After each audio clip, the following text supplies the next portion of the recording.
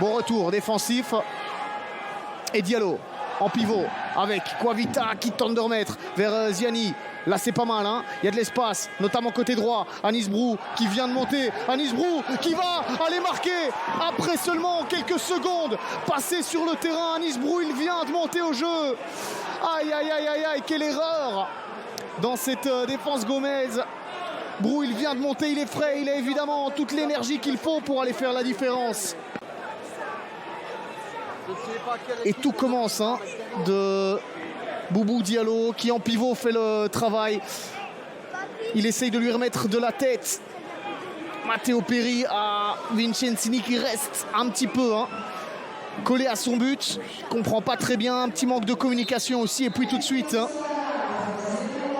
à bout portant, comme l'a utilisé l'arbitre du Koweït pendant Belgique Égypte, ça ne sert à rien. Oh là là! Et c'est passé avec ce tir et c'est dedans. Et c'est dedans. Ziani, cette fois, qui devient et qui reste surtout le meilleur buteur du SL16 avec 5 buts. C'est son 5e but de la saison. De voir son équipe souffrir de la sorte. Est-ce le coup de grâce pour les Gomais? Quid de la suite en Gaume si cette défaite? Être plus prompt que Didon. Metigno, il faut accélérer. Anello face à Carstensen, le Danois qui n'est pas en confiance. Anello qui en fait trop. Metigno, qui parvient à les trouver. Anello la frappe. Et c'est au fond l'ouverture du score pour Lommel. Le meilleur Lomellois sur la pelouse depuis le début du match. Agustin Anello qui inscrit son 3e goal en Challenger Pro League. Ça part d'Anello qui a été chercher l'appui sur Metigno. Ça a été un petit peu laborieux, un peu poussif, mais on parvient à trouver Anello qui croise parfaitement sa frappe. Poteau rentrant, et c'est un petit peu l'apprentissage de la Challenger Pro League pour les Genkois. Anello. Thordarson, première touche de balle, la déviation est bonne. Vers Belgali qui peut frapper. Belgali, c'est splendide. Rafik Belgali pour le break. Ici au Souverain Stadium, un ouf de soulagement qui est poussé par les supporters très certainement et par Steve Mould. Superbe frappe de Rafik Belgali à l'heure de jeu. Belgali qui avait de l'espace, projection vers l'avant, petite accélération et puis frappe puissante, placée, pied droit. Leysen. Le retour de Thordarson, ça passe pour Genk. Avec un appel de Romens. Ça c'est une balle de but. Ben Yangba qui ne reprend pas. Le deuxième ballon, c'est au fond.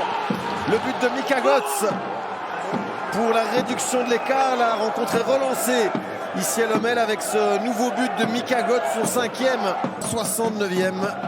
Mika Götze à l'initiative, le centre de Romens et puis... Choix du noyau A. Autekid veut prendre sa place en équipe première. Raison pour laquelle il doit continuer à s'entraîner là-bas. Oh, quel but! Quel but de Matthijs! Et c'est mérité pour le Berscott qui prend le devant dans cette partie. Ils ont fait le plus difficile après 20 minutes. On revoit le gros travail fourni par Verlinden et Matthijs prend sa chance en entend, c'est dedans.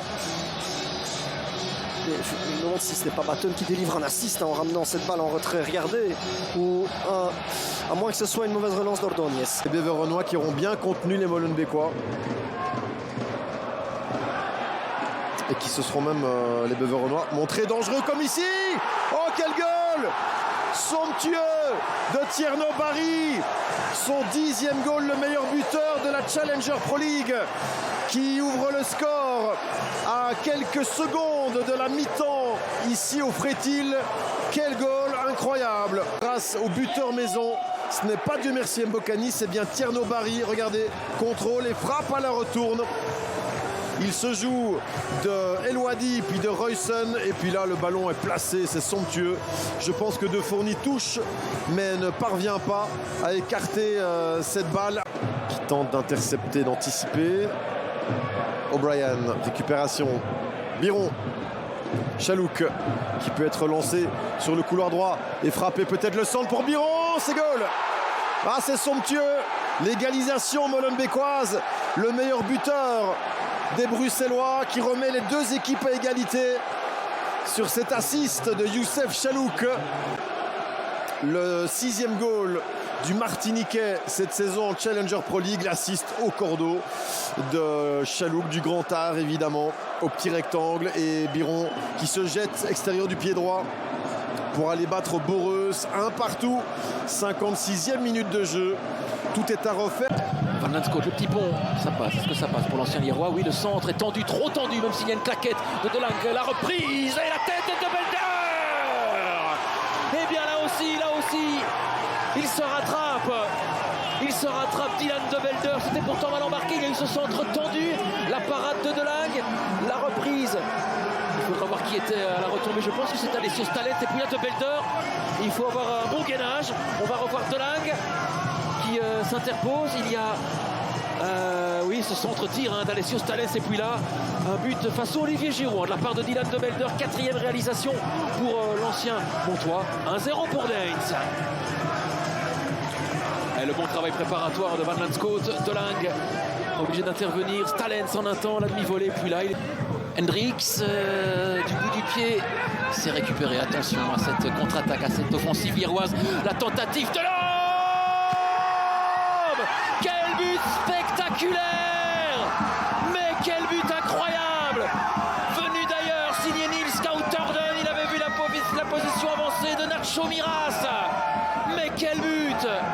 La consternation ici autour de moi. Quelle égalisation! Sensationnel! Nils Kautorden. Premier but pour lui, et quel but! Et il est à hauteur de la ligne médiane, et là, il vient glisser le ballon au fond des filets de Nacho Miras. Il est trop court, l'Espagnol. Mais quel but! Il ne fallait pas arriver en retard ici à l'occasion de cette seconde période. Le compas dans le... Dansoko, il a vu l'ouverture pour Van Stenkist. Ils sont sur nombre là, les joueurs de Marc Grosjean. Van Stenkist qui va aller provoquer cette défense liéroise. Le petit ballon dans le dos de Ramakers. Ce centre, ce ballon qui traîne. Dansoko, et c'est dedans. Cette partie de billard à 3 bandes. Et Dansoko qui permet à Deins de reprendre les commandes. Et bien quel début de seconde période complètement fou ici à la Dakota Arena. On revoit la bonne infiltration de Van Stenkist. Il va glisser le ballon pour Balai. Étrangement seul, le Kosovar. Et puis là, il y a cette intervention. Et Dansoko qui surgit devant le petit rectangle de Maxime Delangue. Il fallait être présent. Le Guinéen était là. 2-1 pour Deins.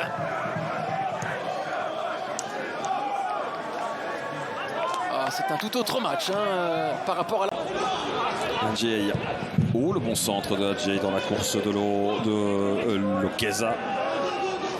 Récupération non-lectoise. Centre pour Lokeza et pour la tête. Poitrine même.